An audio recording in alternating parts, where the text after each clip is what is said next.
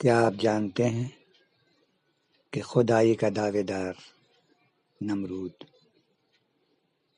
اس کا مچھر سے کیا رشتہ ہے؟ آئیے جانتے ہیں ایک سبق آموز واقعہ۔ ہزاروں سال پہلے زمین پر ایک ایسی سلطنت تھی جس کی طاقت سے پہاڑ لرزتے تھے۔ اس کا حکمران تھا نمرود، جس نے دولت اور طاقت کے نشے میں چور ہو کر خود کو رب کہلوانا شروع کر دیا۔ اس نے بابل میں ایک ایسا بلند مینار بنوایا جو بادلوں کو چیرتا ہوا اوپر نکل گیا، تاکہ وہ نعوذ باللہ آسمان کے خدا کا مقابلہ کر سکے۔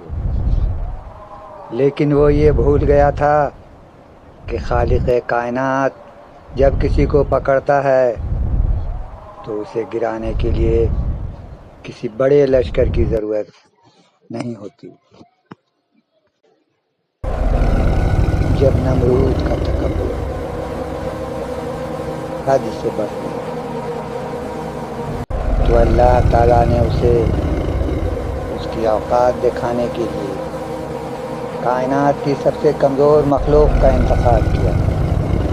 دور افق سے ایک سیاہ بادل نمودار ہوا جو دیکھتے ہی دیکھتے پوری سلطنت پر چھا گیا۔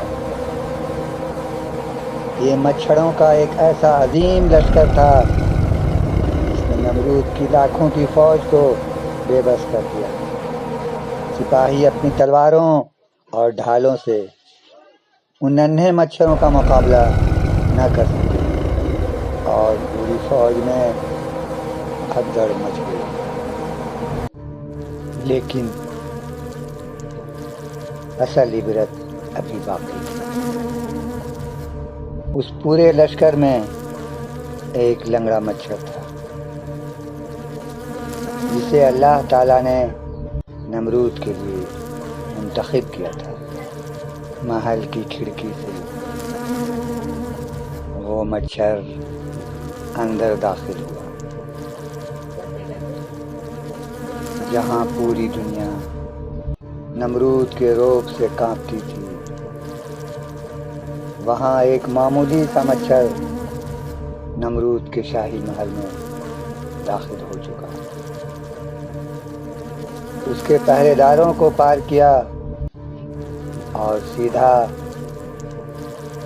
اس کے ناک کے راستے نمرود کے دماغ میں جا گھسا۔ وہ نمرود جو کہتا تھا زندگی اور موت اس کے ہاتھ میں ہے، اب ایک مچھر کے سامنے بے بس ہو چکا تھا۔ مچھر نے جب نمرود کے دماغ کو کاٹنا شروع کیا تو اس کے سر میں ایسی ہولناک تکلیف اٹھی کہ وہ تڑپ اٹھا۔ اسے صرف اس وقت سکون ملتا جب کوئی اس کے سر پر زور زور سے جوتے مارتا۔ جو بادشاہ تاج پہنتا تھا اب اسے سکون پانے کے لیے جوتے کھانے پڑ رہے تھے۔ 400 سال تک دنیا پر حکومت کرنے والا نمرود اپنی زندگی کے آخری دنوں میں ایسی ذلت سے گزار رہا تھا۔ اسے جتنا سکون جوتا کھانے میں ملتا اتنا اور کسی چیز سے نہ ملتا۔ آخر کار ایسی ذلت اور درد کے ساتھ اس کا خاتمہ ہوا۔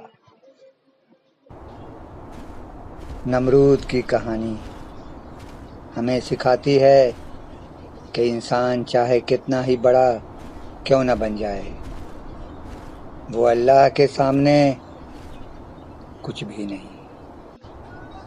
جس نے آسمان پر چڑھنے کے لیے مینار بنائے تھے اسے ایک لنگڑے مچھر نے زمین پر پٹک دیا۔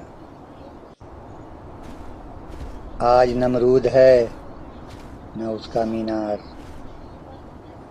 لیکن اس کا عبرتناک انجام رہتی دنیا تک کے لیے ایک پیغام ہے کہ غرور کا سر ہمیشہ نیچا ہوتا ہے۔